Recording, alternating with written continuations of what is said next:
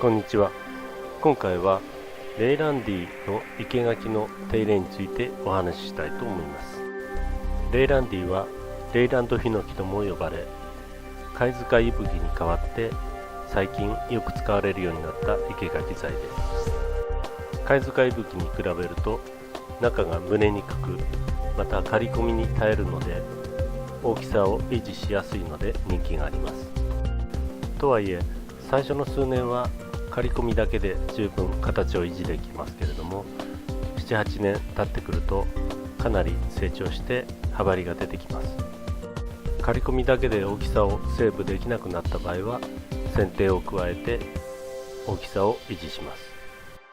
今回はその大きさを強めに縮める場合の方法についてご説明いたします。これからご説明するような方法を用いれば数ヶ月の間木が暴れず刈り込みだけで形を維持することができます。ツゲ、マキ、トキワマンサクなど他の生け垣にも応用できます。方法は大きく分けて2つあります。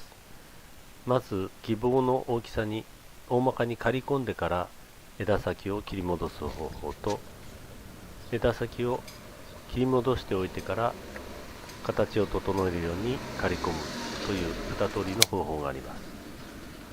まずは方法1の場合です。刈り込んだ後に目立っている少し太めの枝先を輪郭の内側に切り戻します。こうすることで見苦しい切り口を目立たなくすることもできますし、出てくる芽の大きさを調整することができます。ちょっと図で説明してみます。幹からは様々な太さの枝が生えています。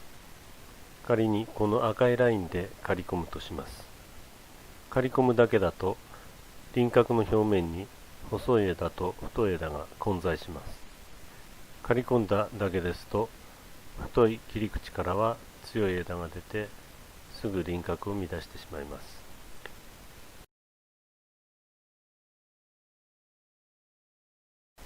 輪郭付近の枝の勢いを調整したいので、太い枝は輪郭の内側で切り戻します。できれば小さい脇枝に切り戻します。このようにすると部分的に輪郭から飛び出てくるような枝を押さえることができます。刈り込みばさみで刈り揃えて終わりというのではなく、剪定を加えてやると一目吹いただけですぐ形が崩れてしまうというようなことがなくなりますし、切り口が目立たなくて綺麗です。レイランディに限らず他の樹種でも応用できます。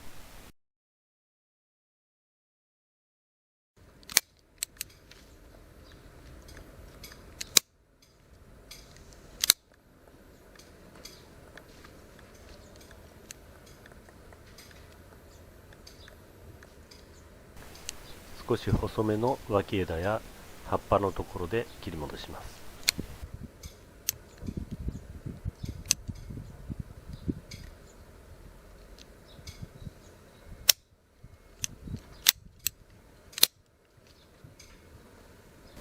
慣れてきたらハサミを斜めの角度に差し込んで手早く切ります。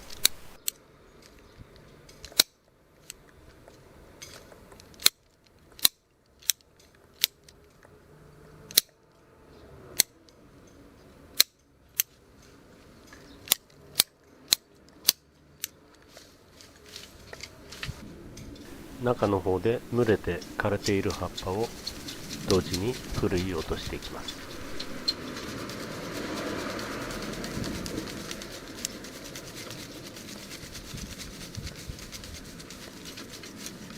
枯れ葉をふるい落とすだけで結構透けてきれいになるものです。上から下へと枯れ葉と切りかすを落としていきます。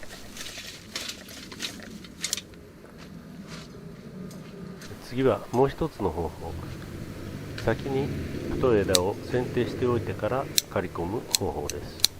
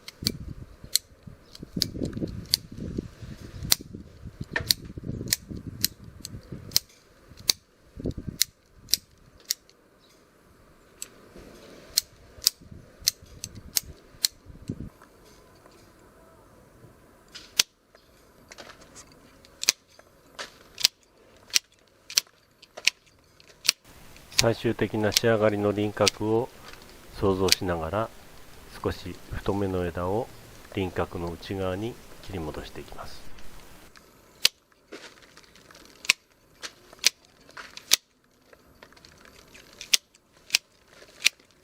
輪郭の位置で切るのならば、刈り込みバサミで切るのと何も変わりませんので、違いをよく意識して作業します。輪郭の内側で切らなければ、この一手間は何の意味もありません。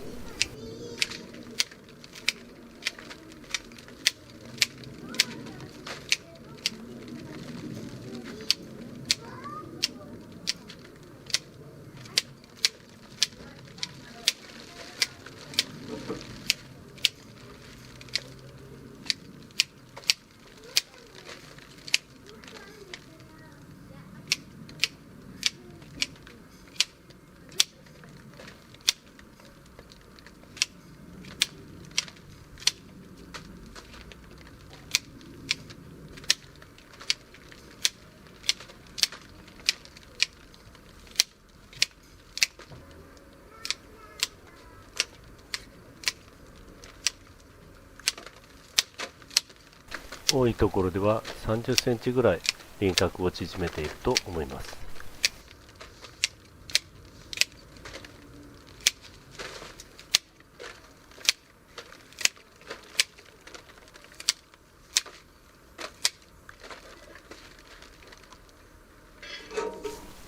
太い枝の剪定が終わったら、刈り込みバサミで刈り込みます。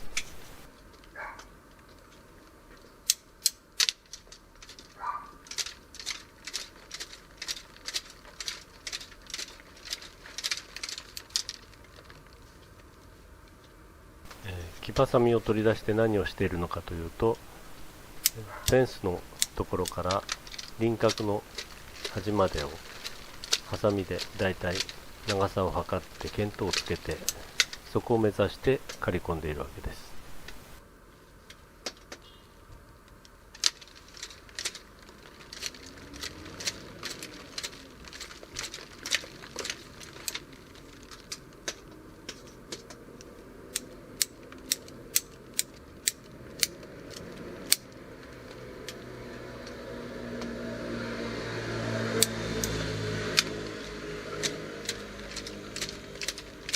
このように輪郭の基準となる部分をある程度の幅で作っておいて、上下をそれに合わせるとまっすぐに刈り込むことができます。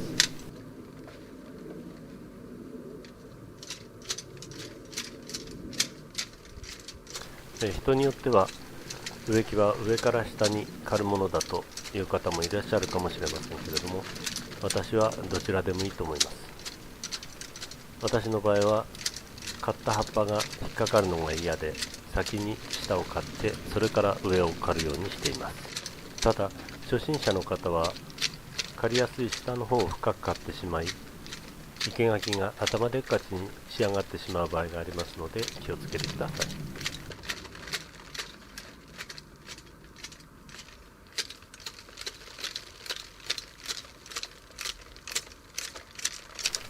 あらかじめ太めの枝を輪郭の内側で剪定してありますので、刈り込んだ後に表面に残るのは細くて柔らかい枝葉になると思います。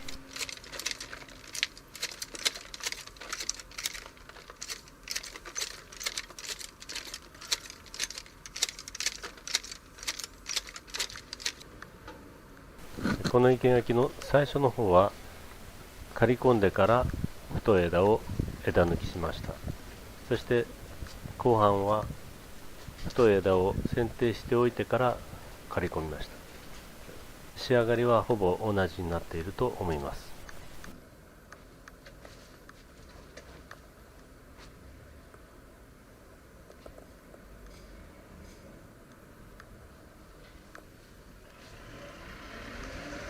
このように少し太めの枝は輪郭の内側で切られています。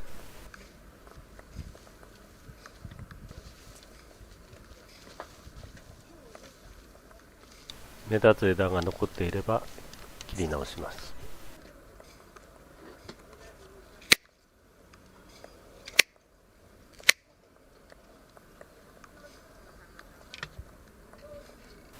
次に生垣の天場部分の剪定をご覧いただきます。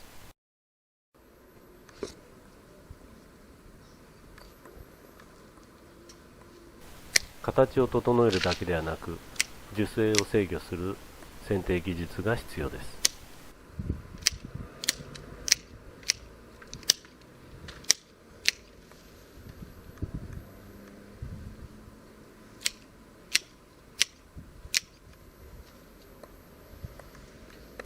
この高さまで下げようと思います。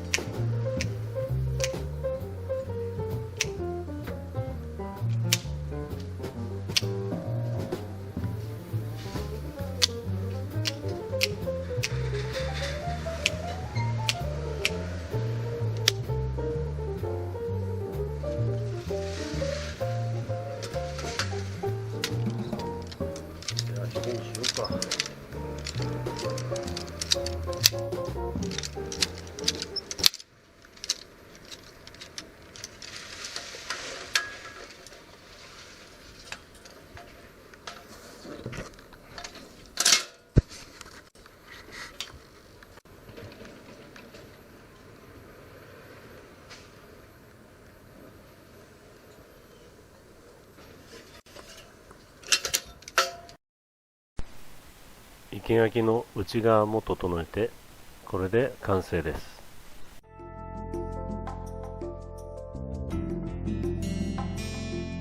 2ヶ月後、通りがかりに見ましたら、新しい芽が吹いていました。どの芽もほぼ大きさの揃った小さい芽です。半年後の手入れではそれほど荒れていませんので、切り戻しは行わず刈り込みだけで十分です。ご視聴ありがとうございました。